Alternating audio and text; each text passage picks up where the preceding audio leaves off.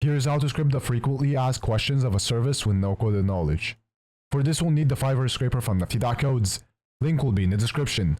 Simply just download it for your browser. Next, press frequently asked questions of a service. As you can see, we extracted the data in this list. Now head to the settings. Then press on stored data. In here you can find all data you scraped. You can specify some data to delete or move to export.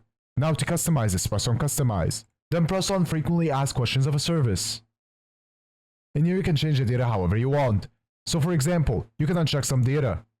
You can also change the order of the data. And also change the name. And also add the criteria to only scrape the products you are looking for. Once you're done, press save. You can also find more features in the add-on section. Now to export this, press add to export list, then press export. You can export it in many different ways. I'll export as HTML. After exporting, here's the data we extracted.